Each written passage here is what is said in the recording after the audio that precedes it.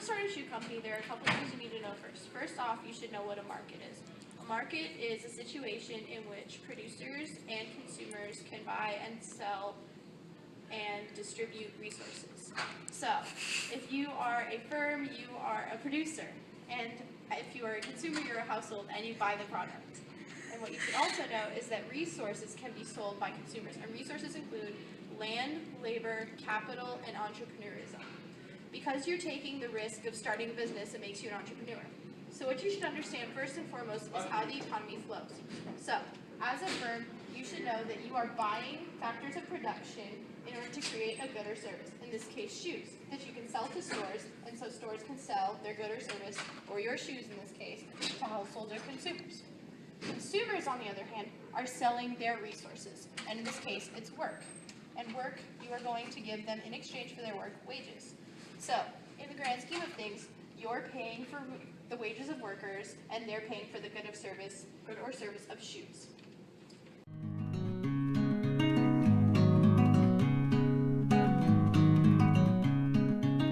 How many questions do you want to ask yourself? The first one is going to be, what will you produce? In this case, you're going to produce shoes, so you need to ask yourself who you're going to produce it for, who are the consumers, how much will it be produced, and what will you produce it for? So this, you have to figure out your endorsement. You know, this is skilled labor with endorsement, and this is skilled labor without endorsement.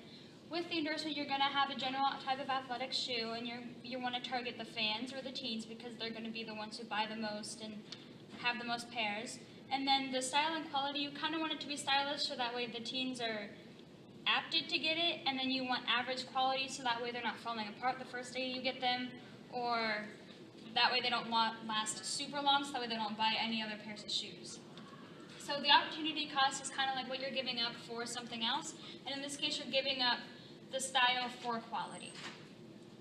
Without endorsement, you want to, again, have a sport-specific shoe.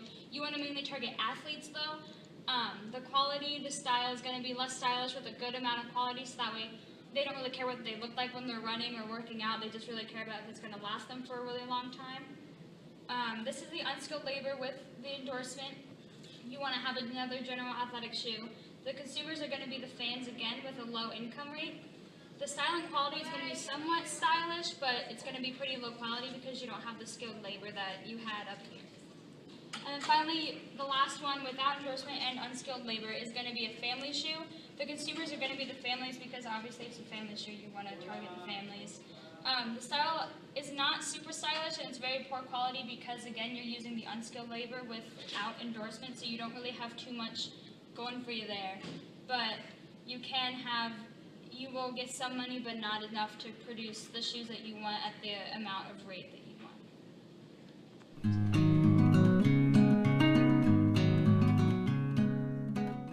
Now that answers the question of what your product is and who you're going to be selling it to. Now how much of a product you're going to want to make is going to be based on something called competition and something called demand. You're going to make sure that your shoe is in very high demand but very low competition so that you're going to have an easier way selling it, and that way you can sell more of it.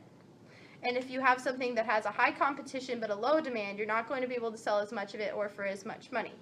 Therefore, you're going to want to make a shoe that costs less to make but also yields high profits and is in high demand.